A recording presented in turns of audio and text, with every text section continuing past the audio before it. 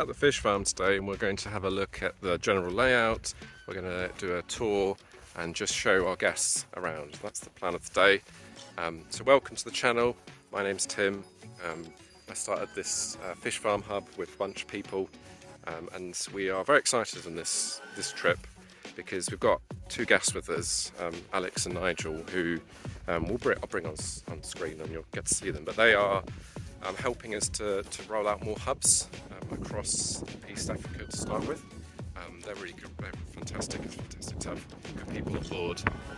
So we've come to the farm for the first time with them for them to have a look, see what we're doing, and just give them the general layout of the land. So the tour started with Nigel taking some footage of us, and Alex is talking with Samuel. So Samuel's just been spending time going through and telling us about various things in the farm. It's great to have the team with us. We've got, just so you know, what we'll do in a moment is we've got Melda coming. I've interviewed her, so you'll have seen her interview, but she's coming to pick fingerlings from our happers. These are happers in the pond, and you put fingerlings in them, and then you grow them up to a certain size. So we put them in at like probably half a gram, maybe 0.2 grams, and then eventually they get as big as we feed them, but we'd like to try and sell them around 2 grams, and then we'll sell them to Melda, and she will put them in her ponds. So just going through it. This pond here, just to give you some bearings, we've drained it now, which is fantastic. You can see lots of nests because the fish in here were breeding. So we just wanted to start again because it was a bit of a mess for various reasons. This one's empty as well, it's just filled with water, but we had the F1 generation here. So these were the fingerlings that were the next generation. So we came with F0 from Lake Chogga, which was like a 14-hour overnight drive with fish in here, oxygen to keep them alive, treated them, and then those parents produced the first generation, F1, and then F1 came into this pond to grow them up so that we had the next generation of producing eggs. And actually we've got about 300 of those fish they're resting at the moment, but they were in that pond at the end, and we've collected the fingerlings and they're in here, and so that's what we're going to be selling today. So it's very cool, I like it. So that pond's empty, that pond has no fish. This pond, Pond Isaac, has some fish that we are breeding. So they were about, I think last I looked, there were about 40 grams in that fish, and this has just got everything left in this pond. So anything that is mixed sex, different sizes, we'll just put them in here for somewhere to store them, and eventually we'll get rid of these. And this isn't best practice because we're doing fingerlings and happers, but we want to put them in actual ponds, but we just don't have the ponds, but we're going to be doing that shortly. So yeah, hope that gives you the sort of the bearings as to where we are at the farm at the moment. So last you saw this pond, Dillon, it was empty. There's a harvesting basin down there where we collected the fingerlings. It's empty. We haven't got any breeding adults in here. There's water in here, but this is just from rain. Actually, no, there's some coming in.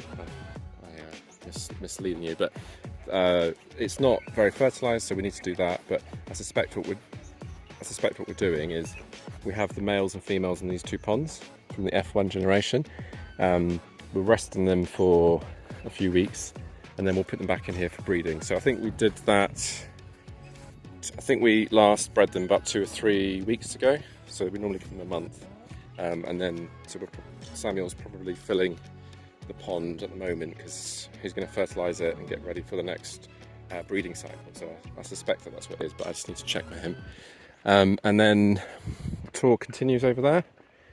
I think they're feeding at the moment, so they've got some pellets they'll put in, but we do about 20% pellets and 80% black soldier fly, because the black soldier fly are very high in protein, and the cost of producing them is really cheap compared to buying pellets, and the fish grow just as well with an 80% BSF and 20% pellet. So that's the plan. But you see Magara there next to Nigel feeding the fish.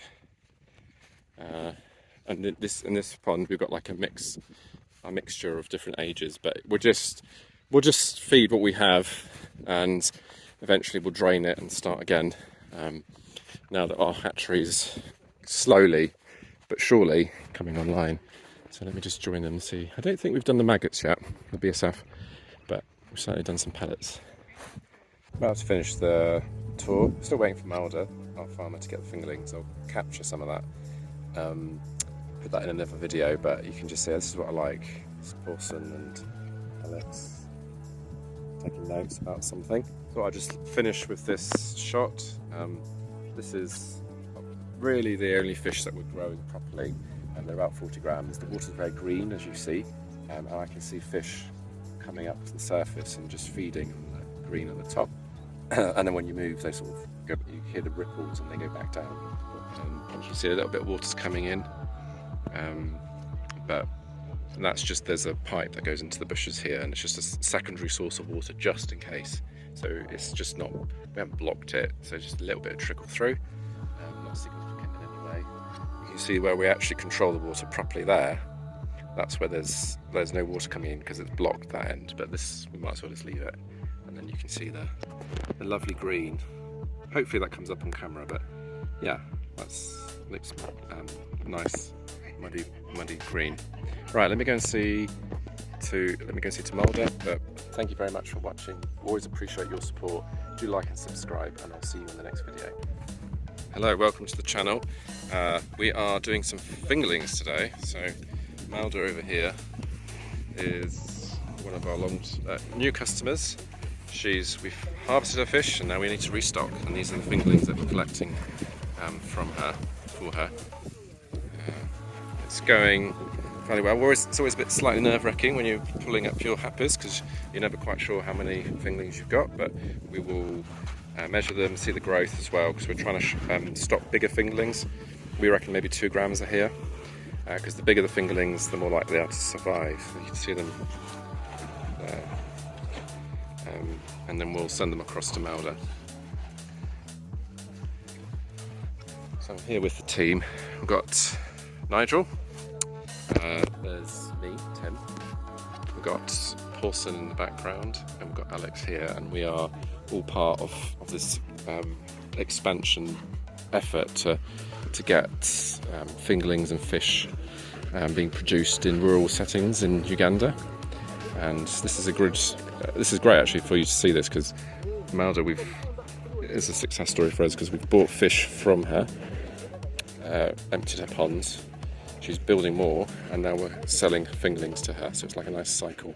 And she's just fed some maggots. We've just fed them to our fish, and she's going to take some. She's taken some already, but we're taking some more so she can feed them to her. She's got some fish left. So one of the important things here is to be fairly quick, just because the longer they are out of water, the worse for them, because they can't breathe necessarily.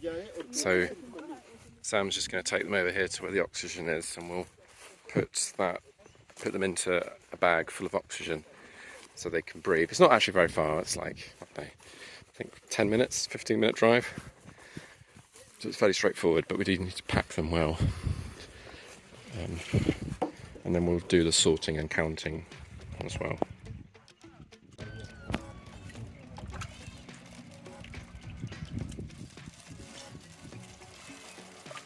So we're just starting to pack them. How many in a scoop?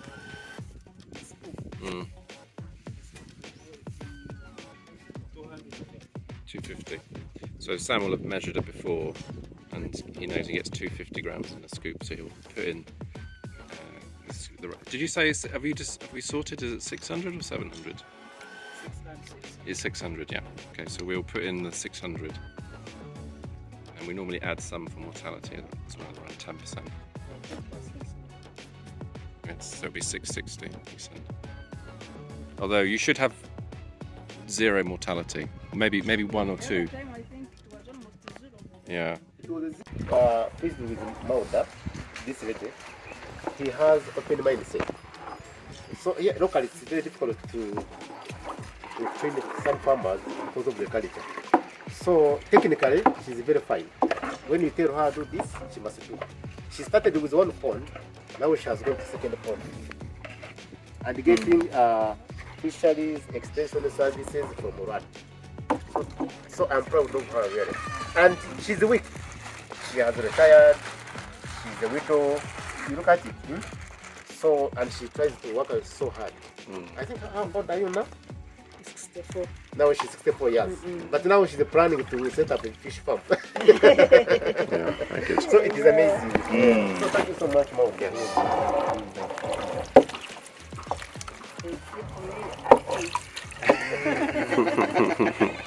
Keeps her active, eh?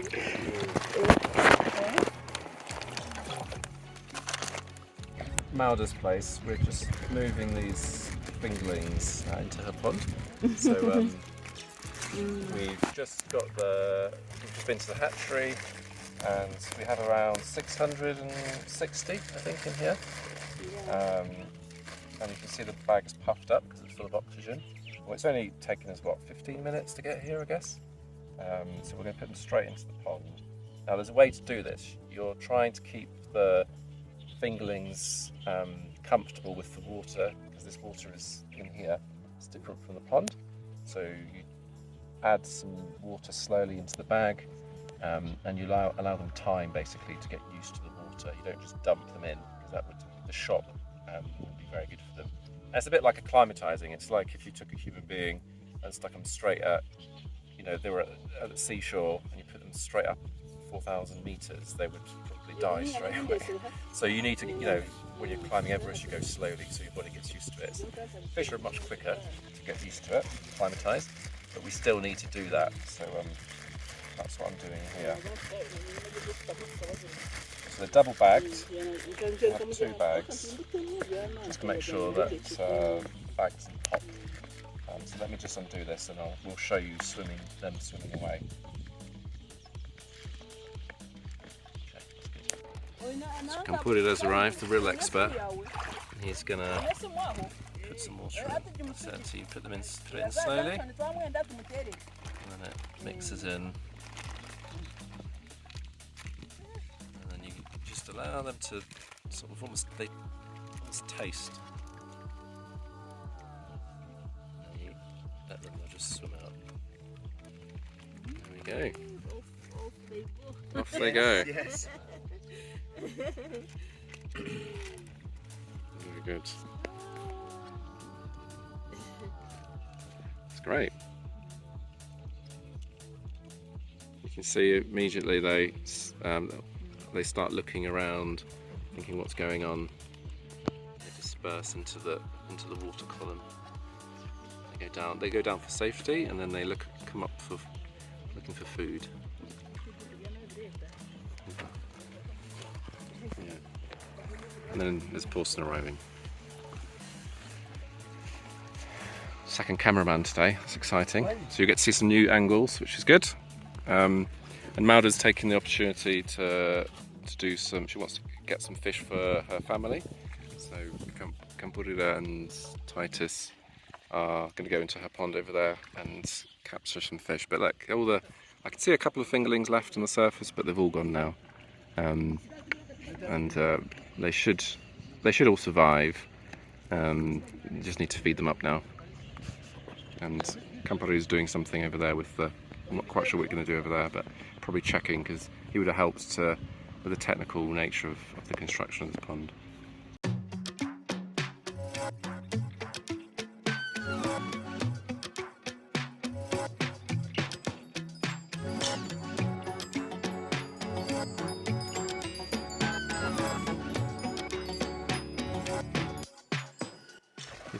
Can you see all the fish moving around? There's quite a lot in here still. I thought we were close to empty, because I think we've harvested 3 times here. So we're just collecting a few for the supper. And here they go into the pond. For Mauda over there, she wants some for her table. She'll keep some of the bigger ones, and then the smaller ones she'll leave.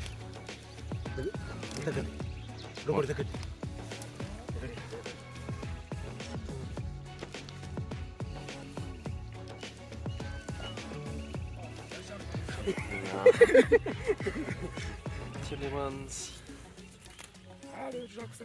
But we've taken a lot of the big ones, so what's left is you get sort of diminishing returns, because the best growing ones have grown already, and then the smaller ones are, you know, a bit like you get small people and big people. The big people have all been eaten in this example. And she's just taking some. How many pieces will she take? Titus, how many pieces will she take? Magara? 50? 50 pieces. Yeah. That's quite a lot. So yeah, that's pretty good. So I don't know if she'll weigh them, maybe she will. But let me go and carry on chatting. We're talking about fertilising that pond. We almost slipped into the pond there. Because that's quite brown, the water, and you want it this colour, green. So there's a bag of chicken manure over there and we'll fertilise. But normally we would probably advise you fertilise a couple of days before, at least. If you fertilise too early and then leave it, what happens is you get lots of other species coming in and they'll eat all the food and outcompete the fingerlings. So you don't want to do it too early, but you also don't want it too late. So you see here the colour. It's definitely quite brown, whereas here it's much greener, and then this is the chicken manure in this case that she will put in. And this has got this has actually got quite a lot of, well, they feed them maize bran, so there's bits of it in here, so she might just apply it direct into the pond. So you don't have to put it into a sack, just chuck it in, because then some of the powder the fish can eat. And then she's also got some feed. Oh, there it is. I walked right past it in that little container, just hiding in the bushes there. She's got some powder, which is really small but good for the fingerlings. We just did the calculation, and she needs about 2 tablespoons per day at the moment, because they're quite tiddly, and as they get bigger you add more. So this is the fish powder here. You see it comes in a smaller container, and it's sort of ground up so the fish can absorb it. That's us done for this trip, so been pretty good. It's good, always good to see Melda. She's like fairly new to us. I interviewed her 6 weeks ago. It might be longer for you, but you'll have seen the video. But we're very glad that she's expanding. Good to supply some fingerlings, give her a bit of training, help her stock some fish. Capture some fish for her dinner. So we're very happy with how it's going, and it's great. Also, just great timing for us, because then we can show the team, you know, like the full process in a sense. So yeah, pretty pleased with that. So just walking to the car now. I'll say goodbye, but do like and subscribe. It really helps the channel to grow. And I think we might be close to 1,000 subs at the moment. So why don't you keep us going, and we'll set some new milestones. Thank you very much, and see you on the next one. Hi, welcome to the farm. Good to see you. Do like and subscribe if you haven't already. That's helping us at the moment. We are doing some fish selling today. So we just arrived down there, some of the farmed fish, and then we also have some wild capture fish, some of the larger pieces that we sell to customers, and we're just waiting for Mustafa, who's the fisherman, to arrive. But I'm here with Alex and Nigel, the rest of the Uganda team, and we are enjoying the day so far. It's getting a bit hot, and we're going to be frying fish and looking at selling it. And a lot of what we're focusing on today is the radical box. So this project that we've been working on, which is designed to bring the cold chain nearer to people that need it. So we sort of in the design phase of that. So we're going to go to the market later and get some interviews. But for now, we'll be frying fish. You can see in the background they're just getting the fish out, and they're going to start frying in a moment. I'm going to use this firewood here we're just starting this fire. This is the traditional African 3-rock cooking. Just getting the fire going, and then we're going to be frying the fish. We've got some coming from the landing site from Mustafa, so he'll come later, and then we've got some smaller fish coming from Nyamanji, and Kampuru's just getting the wood ready. So our landing site fish has just arrived in the back of the budder. Comes in these baskets, and it's quite nice. The baskets are great. Here's the lake fish.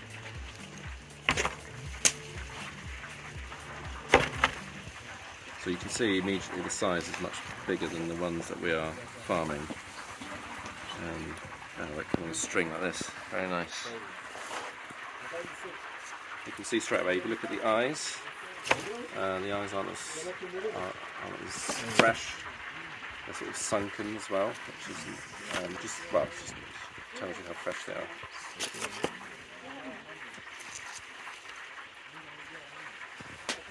They're not gutted either. And then we have these have been frying. These are the farmed fish, so they're a bit smaller in size. We've got some. We dip them in here, and this is the ones that we have for market. So we're all done with.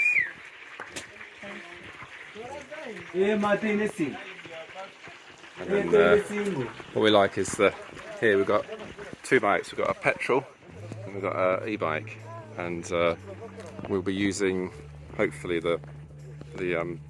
our electric bodder in future, and then we can leave the petrol and all the emissions and the cost that comes with riding those bikes to the side.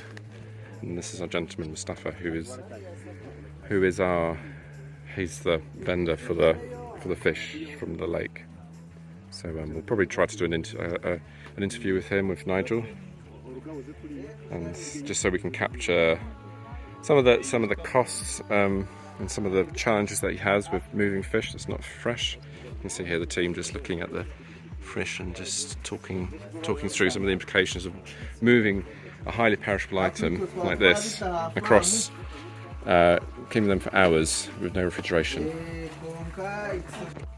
So we're just getting the bigger fish ready now for frying. They're here, mixing the cassava, which is the flour we use, and then some water, and then we'll batter them in that, and then fry them. And then we've got Humphrey just waiting for his fish for his customers. But yeah, that's another day of selling fish. The vendors will be here soon, so most of these are going to specific customers who have ordered for fish for today. So that's what we're doing, and we're continuing to expand our trade and our routes and just increase the volumes of fish that we're selling. But thank you very much for watching, and we'll see you in the next video. On the way to the hatchery site today, which is exciting. I don't think I came here last time when we actually put the money down. So we're like halfway through. We owe the lady some money, but we agreed sort of a split payment. But we're about to do that second transaction. So this is Brad's second bit of land. We've got the tiny bit of land where we do the BSF. There's this little centipede. Sorry, thought you might like to see that. I like centipedes, I like insects, I like animals. Anyway, off to the hatchery. My name's Tim, by the way, so hello. Do like and subscribe, that helps us. We're out here in Uganda, and we've had a need for fingerlings for quite a while. We just can't meet the demand. All these farmers want fingerlings from us. So we decided we wanted to move location, and just there's lots of different reasons. The main one really is probably down to biosecurity. You want to keep your everyone's waving at us. Hey, hi, I'm good. How are you? How are you? So we decided we basically need to be able to meet the market demand for fingerlings, so we can really help farmers. So biosecurity is an issue. You want to have separate sites so we can control things a bit better. So yeah, that's what we're going to eventually do, is use this site as our expansion for the hatchery. So construction of the ponds is going to start in the next few months. We need to plan things and get everything sorted. So yeah, let's go. We're just bringing Alex and Nigel with us. We'll have a look at it, and I'll show you around. So just walking down the old watercourse. So the road, it's the rainy season at the moment.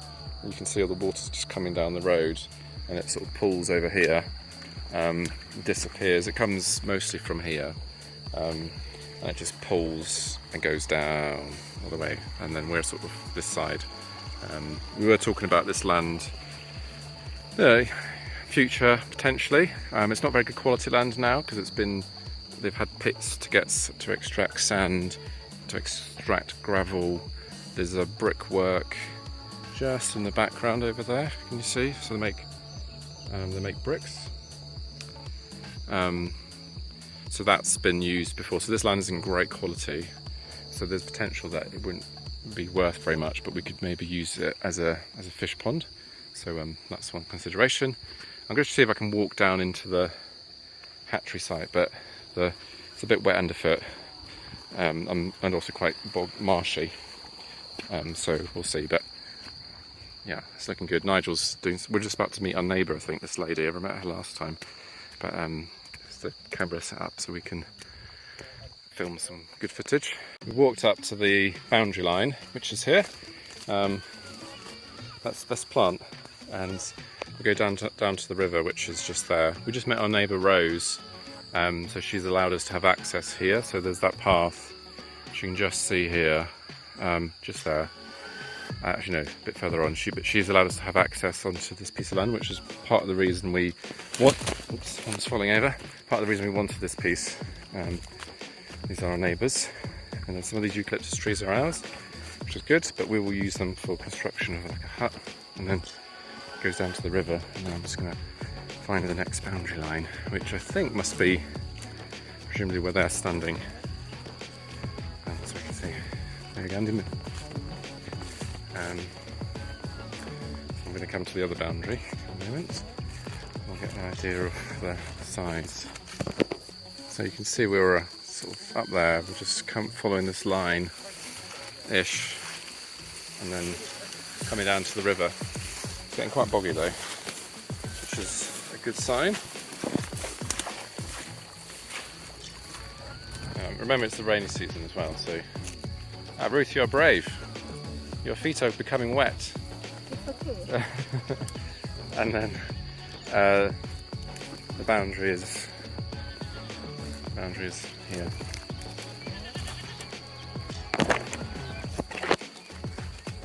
Yeah. So this is the last boundary, and then there's water coming into the stream here.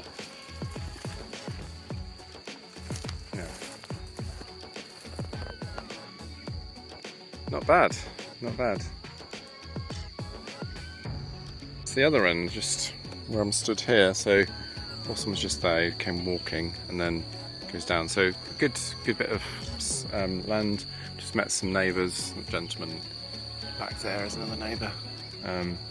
So yeah, I think it's very exciting to see the place and see, well, just think of the potential and the type of thing that we can be doing here.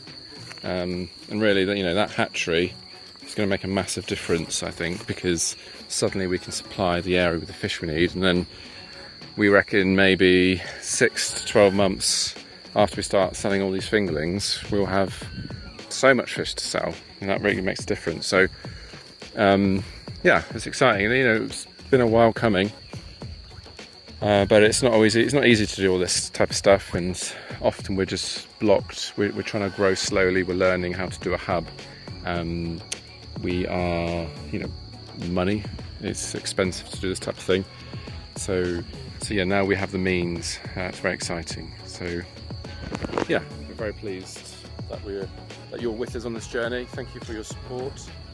Do like and subscribe, and we'll see you on the next video.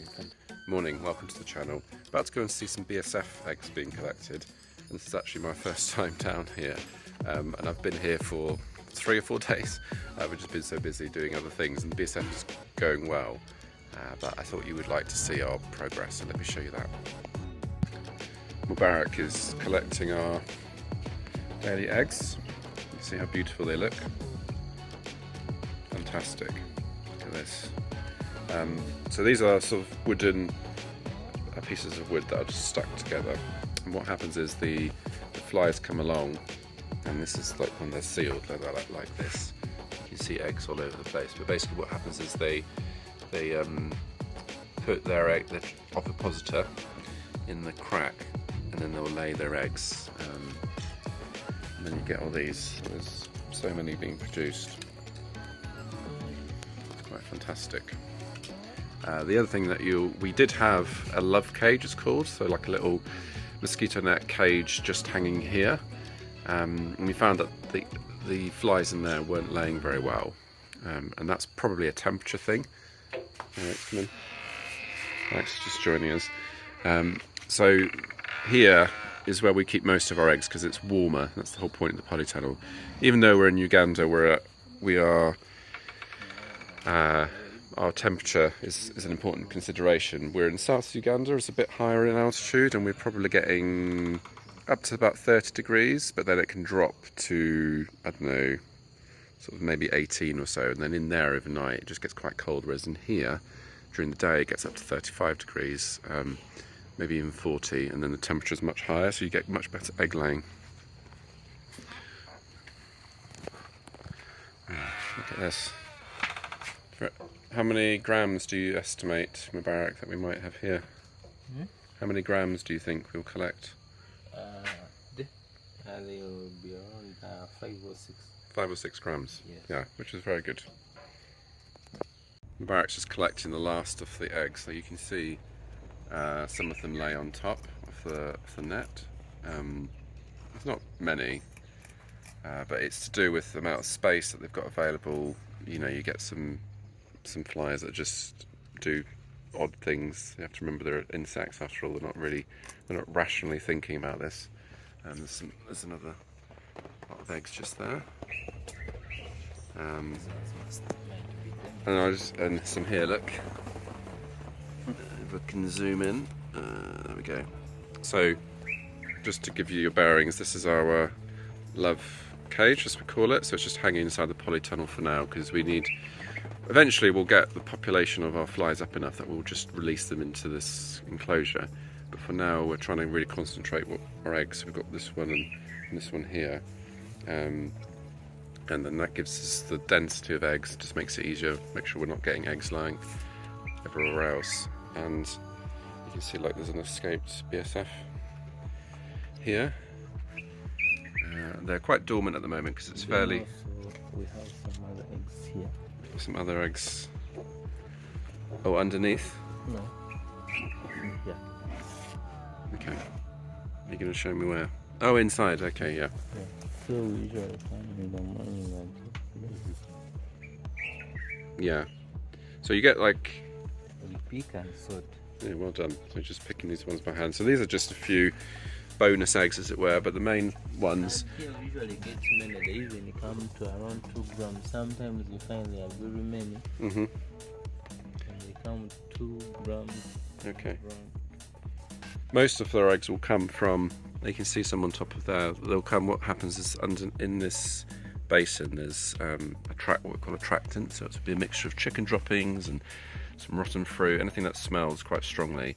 The flies are attracted to that. They want to lay near a food source, so they'll come near this food source and try to lay it on top. So we put these wooden slatted pieces that you've seen, and they'll lay in between, and then you get all these eggs being laid. And that's how you sort of make sure you get what you need. So we've got our 3 cages in here with all the eggs being laid, and then we go and sort and weigh them, and then we incubate the eggs. So we've collected all the eggs, and this is what we've ended up with. You've got to take away the weight of the paper. That's a very good haul. So we're about, I reckon, about 14.5 grams. And Mubarak, we had a little competition thing to see who was the most accurate with just looking at them and thinking what we thought. Of course, Mubarak got that much closer than anyone else. So you sort of eventually get to know roughly what you have, but it's just very good practice to weigh things and to measure it.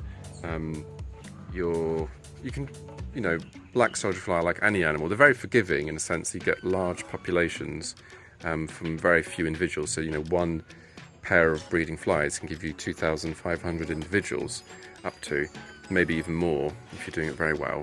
So you get a huge spike in population. So you can forgive a few errors, but it's still good practice to keep good records, so that you know where you're going and you can sort of forecast and model. And the nice thing is you get a very quick turnaround and growth cycle. You can see the growth is just very quick compared to other animals. So it's quite a rewarding exercise to be. You can get, this is generation change very quickly, so it's quite exciting. So well done, Mubarak. It's good amount of eggs. So I hope you've enjoyed that video. just walking away from the success that is those eggs. I think you can see that collecting eggs can be quite an exciting part of your day because you're seeing the potential for the future. But thank you for watching, stay tuned and follow us for more content. Hello and welcome to the channel. Just outside our polytunnel, and I just want to show you some of the problems that we're having because of our success. Basically we are producing more black soldier fly eggs and pupa that we know what to do with, and that creates some management problems. So let me just talk you through some of the challenges of being successful. My name's Tim and I co-founded this fish farm hub here in Uganda, and we use the maggots to feed the fish. Barracks adding some of the... These are... How old are these hatchlings? These are 9 days. These are 9 days, and so he's just adding them in to some chicken manure. So this is a mixture of chicken droppings, there's some maize bran in there because chickens are very messy when they eat. So they're 9 days and so they'll grow quite fat, and so they'll sit into this, they'll turn into this eventually. And then you can see on this one there's just a lot of maggots, different sizes. But this is what they'll turn into eventually. Have a look, see all these maggots. And then these maggots, the BSF, are very high in protein, and so we can feed them to animals. So I'm going to mix them. I'm mixing them because I want to transfer them with these. Okay. So how many days is this one? This one is around 6 days. 6 days, 9 days, and you're putting them all together. Then we'll grow out the maggots and we'll use them for feed. So for us, we'll feed them to fish. But the ones in here are basically our surplus. We have some concrete bays behind this polytunnel, and we're just absolutely rammed full of maggots, which is a good problem to have. And we're going to expand our production site, but this is the type of thing you feed them. So they start off in a mixture of maize. So you see it goes quite hard because it's there's not much else in there. It's just maize and a bit of water, and eventually you want to add some other substrate because they'll just get constipated. Essentially, they just eat maize. So this is the waste, and they'll burrow down, they'll digest it, turn this waste into good protein that we can use for to feed animals, and then those animals can feed humans. So that's sort of a circular economy approach where you're using waste and turning that into a resource, and that's what we're trying to do here. So Mubarak, what are you doing now? So I'm trying to remove those ones that have remained. So if I put these ones, they will grow and come into this one. Then I'll come and collect this, add it on this one. So being efficient and getting rid of all the maggots that will come in, they'll burrow into the substrate, and then make sure we're collecting everything that we have. But the number that is remaining here is high, so I can't manage to lose all these. Yeah. So I want to make sure that I can get them back to the other ones. Okay, very good. We can see Mubarak hatches them on, this is actually just cheap toilet paper. So it's quite, cheap. It's very weak and dissolves, breaks up very easily. So you put the eggs on it, and then the larvae, the hatchlings, can hatch out from the eggs, and then they can burrow into the substrate. So it works very well, and it's very easy to do. I'm planning through to make sure that they can feed on this substrate. Because if you try to check, the top part, top layer, this top layer is now so they're eating the top. It is having no nutrients. So I want to make these ones, the one that is down, to come up so that they can also absorb all the nutrients. So the food at the bottom, because it's at the bottom, there's less oxygen, and so they don't really want to go down into the base layers. So you're just mixing it, you're aerating it. There's a lot of ammonia coming up, and we can smell. So it makes your eyes water a bit. But that's all the gas that's sat at the bottom. Here goes a good example. You see all that at the top, it's sort of been digested, and then at the bottom we have all the waste, and then it just helps them. So part of your maintenance in every day should be, if you'll have BSF, you need to turn. So we have the concrete bays, we use a shovel, just turn it, mix it a bit, brings oxygen down to the bottom, and allows all the substrate to be digested. And then the other overproduction thing that we have going on is this. So we have so many flies in our love cages that we've had to improvise here, and this is just a sack full of chicken droppings, so it's attractants, it smells, and then on top we've got these bits of wood, so they're going to lay eggs on here. So any flies that hatch out of, we have buckets of pre-pupa lying around, they can just come here and lay eggs, because we just have too much, which is good. It's a good problem to have. We struggled for a while to get it right, but Mubarak's been a big part of the success, so thanks to him.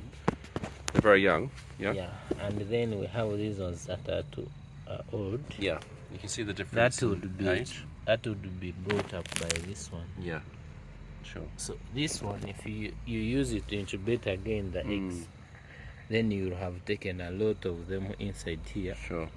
So if you introduce it to another batch, then it will bring in more. So you need to do a fresh age piece of differences. paper, yeah.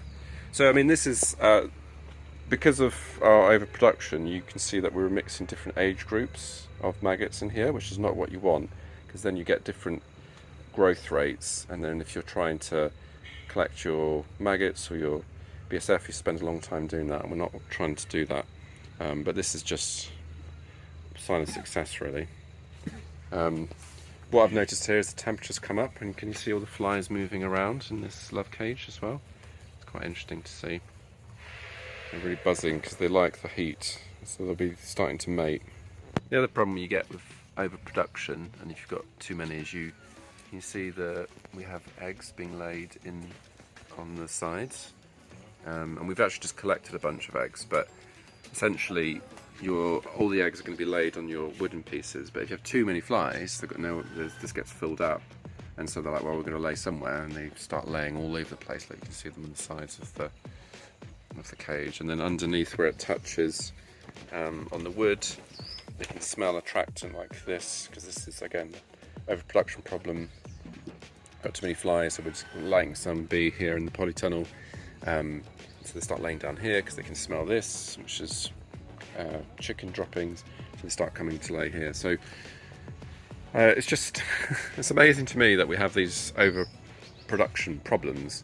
We've got too much going on, and actually what it tells us that as a management point of view, what we need to do is expand our capacity. So we need some more love cages, so that we don't have so many flies inside, so they've got more places to lay.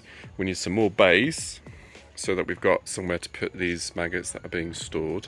And then we can start to improve on things like our temperature. So at the moment, we just struggled to get temperature done correctly. Like these, we have 2 thermometers here, but they're both broken, and I don't think people ever really use them properly. They got treated not very well, but the focus is now shifting from being able to produce consistently to actually really improving our processes, and sort of standardizing what we're trying to getting a standard amount of maggots essentially, and hatchlings, which we're going to sell to farmers. So we're very excited. I'm very excited that we have these things almost sorted, as it were. So yeah, I hope that's encouraging for you if you're trying to produce BSF. It is possible to do. It's taken us quite a while to get to this stage, like probably 18 months, maybe no, 2 years probably of messing around with BSF. We started off on a very basic level, just a wooden trough with some maggots. Let's just try and see. I think we had one of these love cages there for breeding, and just stumbled along and improved slowly over time. And you know what we're trying to do, the whole point is it's not supposed to be like a large commercial process. What it's supposed to do is something that small holders, people with very little resource can actually do, and that's I think what we've managed to achieve in a relatively short period of time, because we could have thrown a lot of resource, energy, time. Well, we spent a lot of energy, but we could have spent a lot of money and bought really expensive bits of kit and all that sort of stuff, and succeeded. But we didn't want to do that, because it's supposed to be what's affordable and accessible at sort of a smallholder level in rural Uganda, where there's not a lot of money flying around. and we've managed to do that. So very pleased with that. So anyway, thanks for watching this video. I hope it encourages you, and we'll see you on the next one. Hello and welcome to the channel. You've collected your BSF eggs. Now what do you do to hatch them? That's going to be the subject of this video. Hi, my name's Tim and I co-founded a fish farm hub here in Uganda. So this is how you turn your eggs, which we've got about 14.5 grams there. You turn them into hatchlings. So Mubarak's added some maize, which is ground up, added some water, so it's like a paste, stuck it in a corner. Now you'd probably put a lot more, but we've run out of maize, so we just need to go and get some. And then he just puts the eggs on top. You want to put a fairly thin layer so that they have space, because what they'll do is they'll hatch out of the egg casings and then drop, and they'll burrow down looking for food. So you don't want there to be any blockages. And then they'll, over a few days, they will come out. So there's some sellotape here, which has obviously got some eggs as well, so I put those there just to make sure we get all the eggs that we possibly can. And then what else will you do, Mubarak, for this? What else are you going to be doing to this? Okay, now I'm going to just put the liquid, then I'll have to keep it for days to hatch, then I'll leave it for some to do. Yeah, so you always want to record your dates. So you see here, just a bit of paper with the date, so we know. Again, it's part of good farming practice, keeping good records. 4 days to hatch, leave them for 2 more days, 3 more days to grow a bit bigger, so that's 7 days in total. And then you're looking to put them onto some other substrate, some other food for them to eat. Yeah, very good. Sorry, we're getting in his way. There we go. And then we're going to put them over here. Now the challenge we have in this polytunnel is temperature. So we have here, you can see we've got 3 days here. We've got the 6th to the 11th, 6th and the 11th, and the grams there, 8.454, and then different ones here. You see the process, and you can actually got some BSF. Look, they've escaped, so they're attracted to the food source, and then they start to change colour as well. So these ones. Let's see if we can get difference in colour. So these ones are the 8th, the 6th, and I'll just look at this other one. I'll put them in the right order for you. So we've got, these are from the 4th and the 3rd, and this is from the 6th and the 5th, and then these are today, which is the 7th. So these are like 4 days old. These are 2 days, 2 and 1 day old, and then this is today. And you can, let's have a look at the colour. So it may not come out on camera, but these are actually like much darker. And actually the real test is if I put my hand underneath here, it's actually pretty warm, and that's because the maggots are there, they're generating body heat. Whereas put my hands under here, these ones are 2 years old, and it's not warm. So that's one way you can tell whether the hatchlings are hatched, because you don't want to disturb us too much, because the eggs are very delicate, the hatchlings are very delicate. You don't want to touch them because you'll damage them just by moving stuff around. So you avoid that. So these are slightly darker, and then these, you can see these are actually from yesterday evening, and this is from the day before. And I can tell because it's slightly different in colour. And then these are today, which are again much yellower, paler, and then these are darker. So let's just have a look again. So 4 days old, 2 days old, and 1 day old, and today, and that's the difference that you can see quite easily in your eggs. You put them in here, and then these are 4 days. So tomorrow, what will happen is we'll put these into the polytunnel out there, and we'll add them with some substrate. So some proper food. This is just maize. Remember, it's not very good for them necessarily, but it gets them started. So you want to add some. Maybe it's a bit of manure and some vegetables, some waste vegetables. We've got a slaughterhouse, we use a bit of that. Just a mixture of different waste streams essentially. And then you can actually, in our system, we put most of them into these bays. So we would put some fresh substrate into the corner. add this on top, and then just let them feed up and grow, and that's what we're looking to do. Just a reminder, this is what you're looking to do. So we have our bays, and we have all the maggots. We've just turned it so you can see them, and you can see in here there's a bit of chicken manure. We have some waste from, some carrot tops there, some banana leaves, some potato peelings, just pineapple over there. So it's all mixed in, and the maggots will get what they need from that. And then these maggots are fantastic, high in protein, up to 40%, and you can send them to feed your animals. So chickens, fish. I heard someone today was talking about feeding horses. I've not seen that before. Cows. It's really, really pigs. Really, I think that for us as fish farmers, that's what we're looking for, is fish. But chickens and fish are really good candidates to get these maggots because they love them, and they are like 40% protein, which is what you want. So that's the process of getting eggs to hatchlings, from hatchlings to maggots, and then into feed, and that's what you're looking to do. So I hope you've enjoyed that video, just showing you a little bit about the hatching process and what we're trying to do. You obviously want to record your dates, you want to do your measurements, so we know when we're putting in that 14 grams of eggs into a bay, how many kilograms we would expect from that. And we can actually, we'll separate them out, because 14 grams of eggs gives us too many kilos for one of these bays, so we can separate them sort of roughly half-half or something, and then we get the right kilograms of maggots so we can feed our fish. So thanks for watching. We will see you in the next video, and do like and subscribe because that helps us out. Thank you. Hello and welcome to the channel. I thought I'd give you an e-bike update today.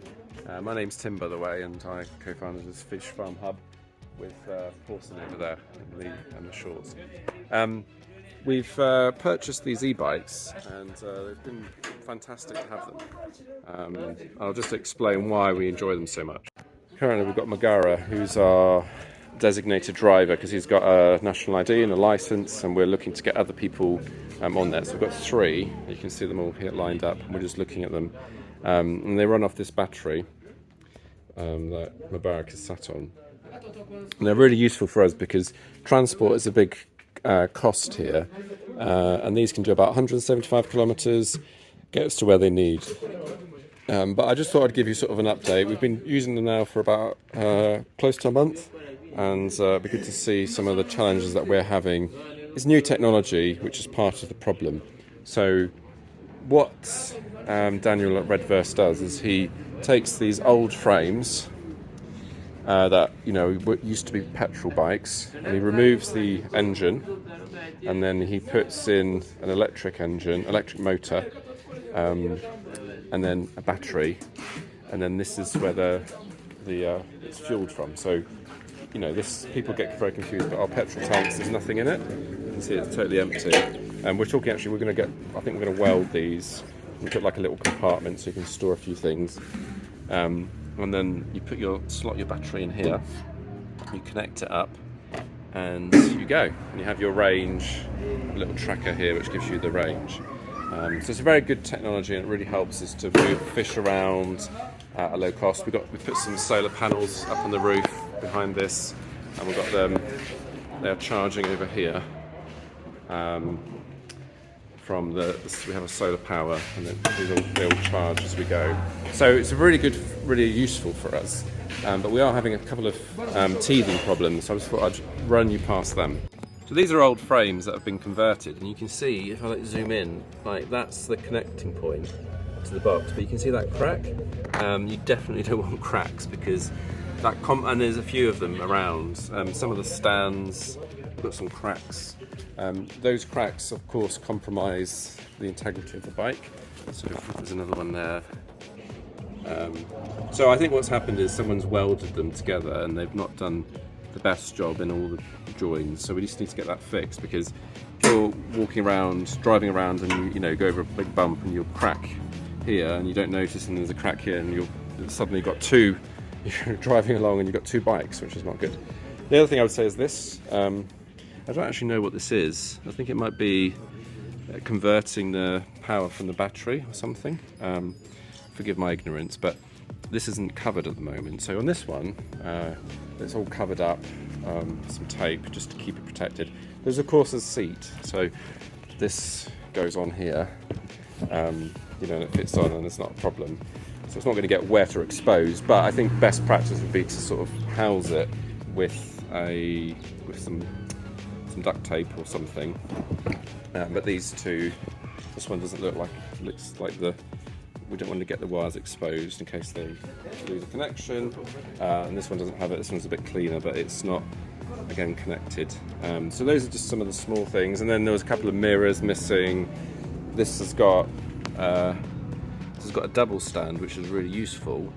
But we actually want a single stand. Now there's one with a single stand. I'll just show it to you. Yeah, this one here. So you notice this bike, this only has the double. It doesn't have neither does that one. So that one there, there's no single stand. It's just the double. Now, you think, oh, what's the problem there? Well, you actually want a single stand as well. So you have two. You have the double stand and then the single. The reason you want a single is because when you go you can imagine this slope here. It's quite, it's on a slope, right? And you basically need to lean your bike into the slope using the single stand, and then you can position it. If you're relying entirely on the double, you can't put it on here because it will just slip. So you could lean up against the slope with the single and you'd be fine. So that's sort of the reason we would want something like that. But other than that, I would say these have been very successful in ferrying us around. We need to put some number plates on this one.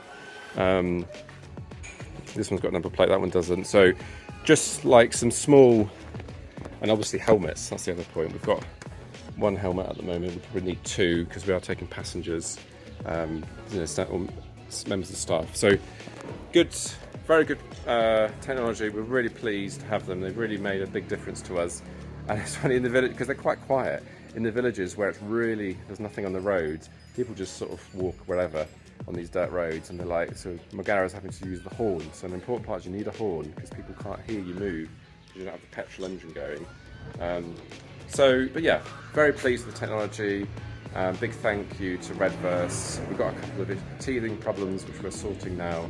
But like I say, when you're running a pilot, you have some of these small issues to solve. So big thank you, and we appreciate your support as a YouTuber watching us. So please do like and subscribe, and we'll see you on the next video. Hello and welcome to the channel. I'm just visiting a new fish farm today. So we've come out into the village. Pauson is supervising the construction of this one, but we always like to see new entrants to the industry. We know fish farming is very challenging, and we're here to really set up and help those fish farmers to succeed. That's the mission of RAD. So welcome to the channel, and I hope you'll enjoy this video. I'll try to explain what we're doing as we go along. My name's Tim. So I've just walked down. You can see we're sort of on a bit of a slope, and down here is of course where the water collects. You can see it's a bit rainy season, there's some water down there already. And this is a new fish farm potentially that's being developed. So Pauson, in his capacity as fisheries officer, is supervising the construction of this. And it's quite steep, as you can see. So it looks like they've almost finished it. So let me get my orientation, talk to them and see how we're getting on. This is actually, I sort of misspoke. I mean, it's going to be used for fish, but the main purpose is actually for irrigation. So it's quite deep, this place, which is one of the signs that it's not for fish, because if you're trying to grow fish in here, just look at the height. So up to, I'm what, like, my 1.8 meters. My head's probably up to this line of this sack. So by the time you got water up there, it's over my head. So we're probably at least 3 meters, 2 meters deep at least, which is far too deep for a fish pond. Because if you're trying to get fish from sailing, it'd be quite hard. But actually, what it's for is a dam for irrigation. So up this slope where we were, there's loads of crops, and there's a river on the other side of here. And so the plan is to fill this with water, and then you can pump it with they want to have a solar pump pump the water from the river to here, hold it for a while during the drought, and then pump it from here up to fertilise your crops. But as he'll put some like maybe 500 pieces of tilapia in here, and then like a couple of hundred catfish a few months later, just to add a bit of fish to the diet, so you can just put a hook in and catch some fish as you want. With these gentlemen, Vincent is the foreman. Where is he? He's the guy at the end with the hat. It's Vincent. He's leading this crew of about 10. This is the third week. Today they're hoping to finish. That's why they're working quite hard, because they're, once you get finished, you get your last instalment, and then they will be able to fill the pond. So they've got there's a pipe down there for irrigation. So it sort of slopes a bit. Hard to see on camera, but it slopes down. So the water, if you need to drain it, you can do that. The water sort of generally comes down. You can see it flowing out. See here, look. It flows out. And as it flows out, you can drain it and see what's going on if you needed to. But it's sort of a bit muddy underfoot. And then there's these bits which are quite solid. So like here, quite solid. So that's a fairly decent sign that you've reached the right level. And then about 700 sacks, 4 deep, which is quite a lot. You wouldn't normally put as many sacks. Normally it's like there's another pipe here. It just keeps it draining so you can dig. And then this is the real hard work. Actually, this part's fairly easy. You just put it into piles like this, and then you get your hoe, your spade, and chucking it up, and that's the hard bit to do. And then you've obviously got all the people watching us, because they're a bit of a spectacle. It looks like this is the gentleman that owns the farm. So we've got the river just here, and then of course the dam over here. And this is quite a chunky river, let's say. More often they're like streams. I'd call this a river, and there's obviously water, like a cattle trough there and things. So you could pump from here and then straight into the dam. I think this is the owner here with the hat. I need to go and speak to him. Well, they're doing a great job. I can't tell you, I sort of wanted to offer a bit of help, but I didn't want to, because I quite enjoy it, but I was a bit self-conscious to do that. But trust me, I've done some of this work for a short period of time, and it's back-breaking. But we have this dilemma, I think, always when you're constructing ponds, because you can obviously get excavators and things to do it. But actually, one, from an economics point of view, it's not worth it. It's actually cheaper to get people to do it. And then the other point is these chaps have very little work opportunity often. So this is like a good source of income for people. Whereas if you hired a digger, you're essentially just paying for whoever owns it, which is obviously often a quite wealthy company, and you're just paying for diesel. So this way, at least you're providing income for some workers, although it's hard work. So I was a bit torn, because maybe people shouldn't be doing it, and you should be paying paying for an excavator. Or maybe there's the opportunity that you've given some people a job. So it's a bit of a tricky one, I think, to work out. But to be honest, from a practical point of view, this is the option we have. Like if you were to actually get an excavator down here, it would be very expensive, and there's not one anywhere near. Probably the nearest is about 3 hours away. So from a reality point of view, you can talk all you want about excavators. This is the option that is here, but it's hard work. Let me go and talk to the owner. So we're just about to leave the site. We've had a good chat and just seen how they're doing. Next time we see these gentlemen, they might be hopefully digging our hatchery ponds, which should be good. They just obviously had their lunch. It's about mid-afternoon. I love it. I love seeing the potential, and it's good that we'll be recruiting some of them to dig our ponds. And the thing is, one of the things I really enjoy is we are often looking out for good porters and good labour, good staff, and a couple of our porters have come from this type of situation where they're digging a pond. They show up and they turn up and they are good workers, and then we're able to offer them an employment opportunity. So that's sort of the hope I always have when we see casual labour, is that you can turn it into something a bit more positive and a bit more permanent. So that's us. So thank you for watching. Hope you've enjoyed. It is fish farming, although let's call it by its proper name. It's a dam this time. So thanks for watching, and we'll see you next. Follow-up visit today. We're off to see the women's group. I love this group because Jovan down there, you'll meet him, is the gentleman with one eye in the white shirt. I met him in 2017, all those years ago, and when I was doing my research, and I really connected well with him. He's like fairly well educated, and he's a fish farmer, and I just felt so powerless to do anything. And then a couple of, in 2021 we came, 4 years, and then we've slowly been building up Rad, and now the stuff that Rad is doing is actually helping him in a meaningful way. So it's always very exciting to be here. So getting ahead of myself, I'm Tim. I co-founded a fish farm hub here in Uganda, and let me show you what we're up to. This is a leech that Jovan has found in his pond.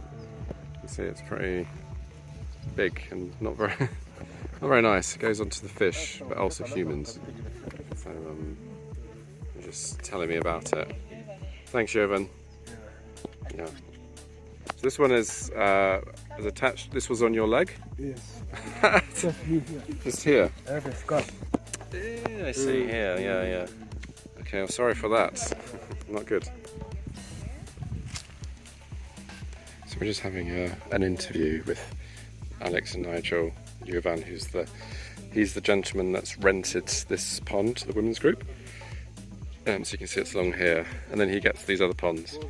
So they're sort of doing it together, but the women's group is renting from him. They did have a fish farm, but it got damaged.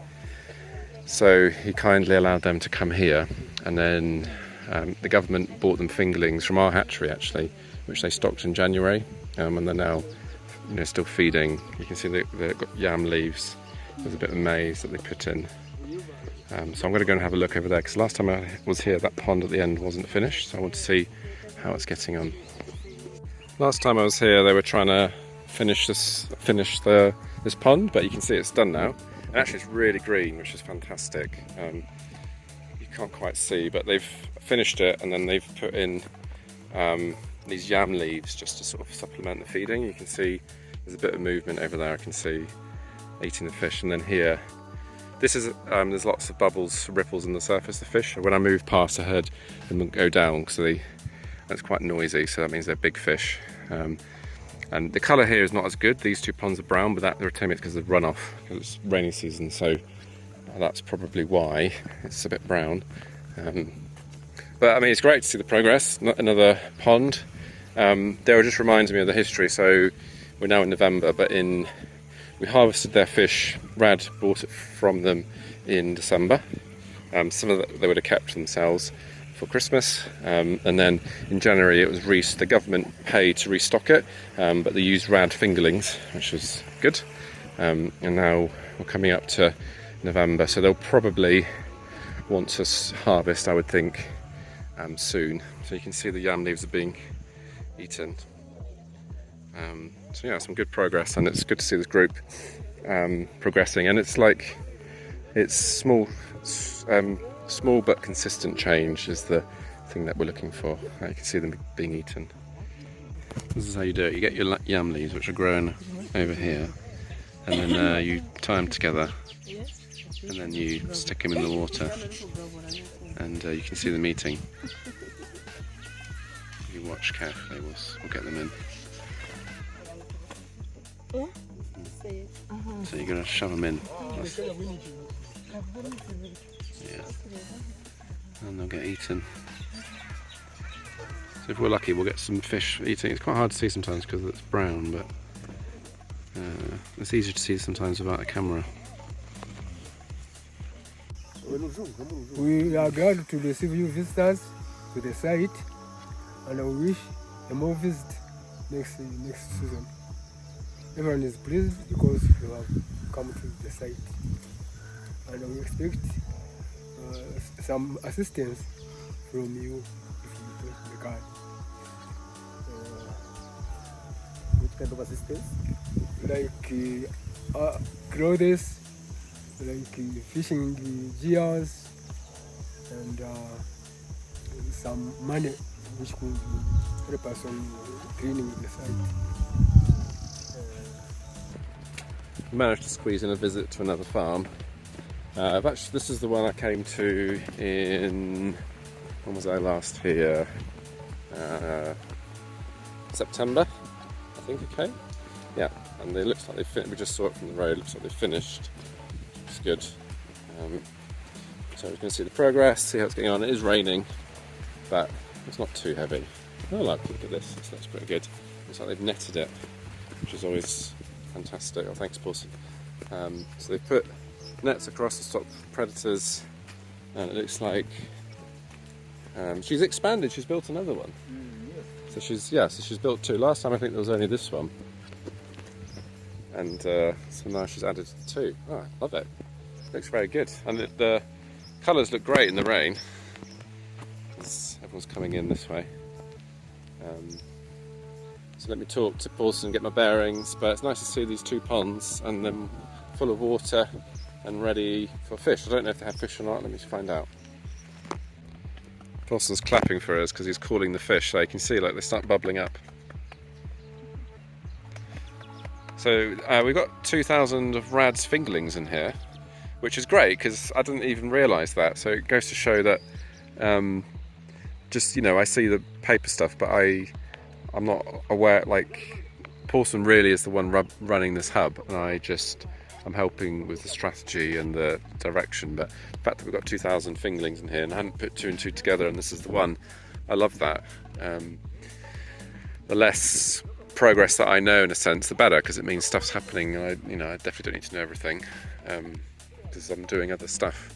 But this is cool as well. This hasn't been stocked, and we're talking with Sam actually about getting some fingerlings, and this is the lady that he wants to supply them with.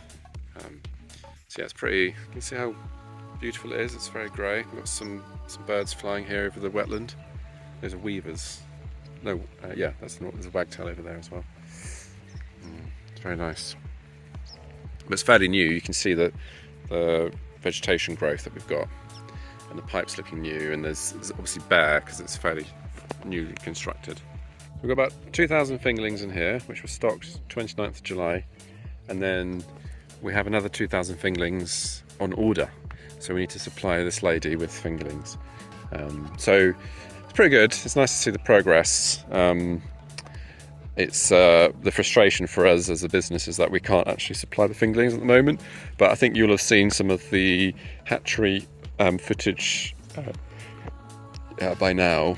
And then you'll sort of appreciate why we're trying to expand our hatchery, because, you know, I think we visited this place, and then there's that previous video where we visited another farm and he's building a dam, but he wants fingerlings, and so, you know, meeting the orders is quite tricky at the moment.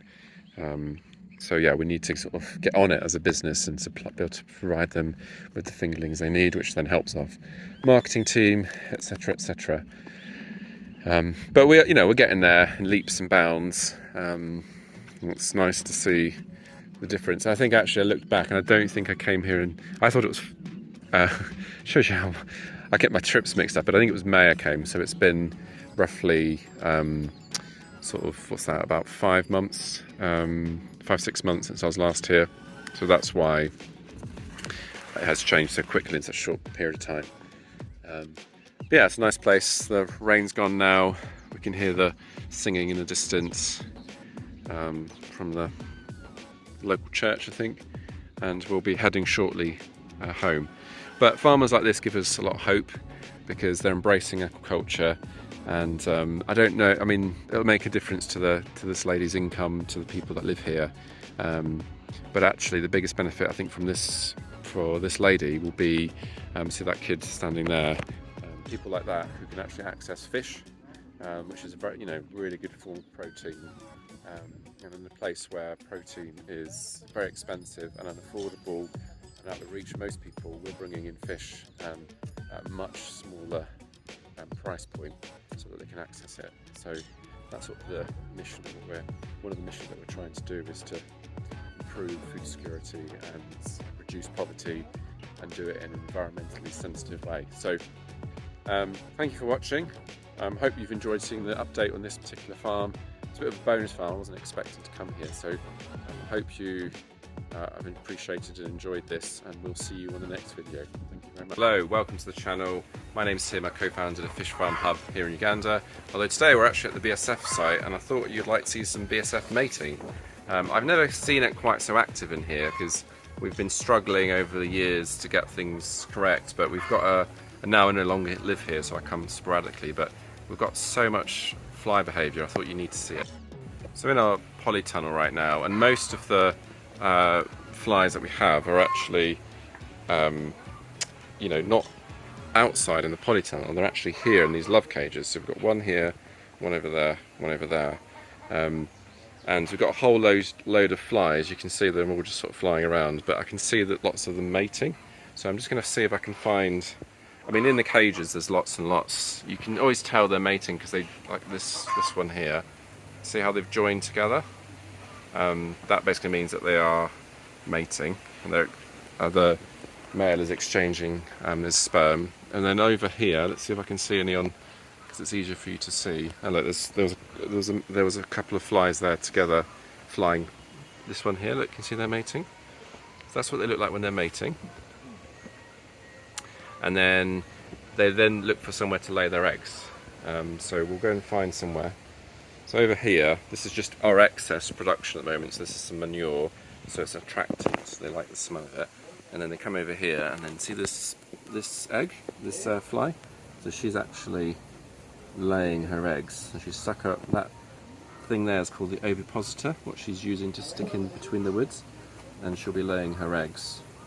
And you can see some flies have already been here and laid eggs. So you can see the white there. That's the eggs being laid, that have been laid already. And then in here. So we'll leave her in peace as she goes about her business. I'll just show you the love cages. Oh, I've actually just picked. I've realised I've just got. I must have touched something, but look, I've got all these eggs in my hand, and it's now on the camera as well. There's just eggs everywhere. So I've put those eggs back that were on my camera, and I thought I'd bring you in here so you can see the love cage.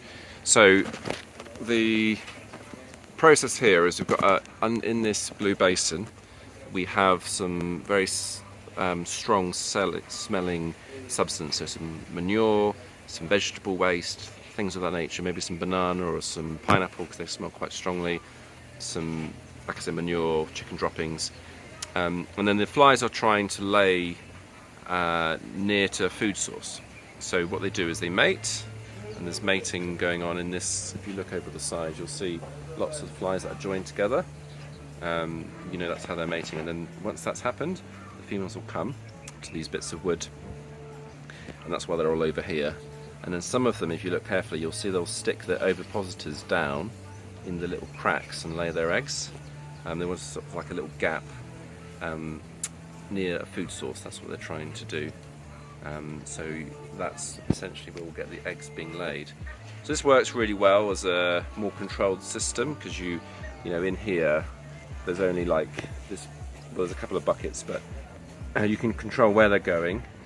You can control the eggs that you collect, and so it's very easy to do it. And you can also control the space, so you've got a lot of flies. So eventually, you know, we've got a lot of flies outside of outside of these love cages, and eventually we'll get to the stage where that's the main method that we might use. And as I bring this out, you can see, look how many flies I've got. Let's see if I can put these back in. But that's essentially the mating process, and it's good to capture that on camera so you can see it happen in real time. I'm just going to close the zip if I can. But it's quite an exciting moment for us because we've been here before and struggled to get the numbers, but there's just so many flying around that we've got more than enough BSF at the moment. And I think this morning we've got something like 17 grams of eggs, something like that. 17.2, which is very good. And that will lead us to a large amount of BSF if we wanted it. So 17. You can normally get 1 gram, should give you between 1 to 5 kilograms of larvae, depending on how well they grow, what you're feeding them, etc. So it's a huge amount of feed that's going on, which is very exciting. So very pleased to be here, see the mating, see the eggs everywhere. Bearing in mind we've just collected the eggs sort of half an hour ago, we've already got eggs being laid everywhere, and it's good to see that process. So thanks very much for watching. I hope you've enjoyed this video, and I wish you success in your BSF adventures. Thank you very much. See you on the next one.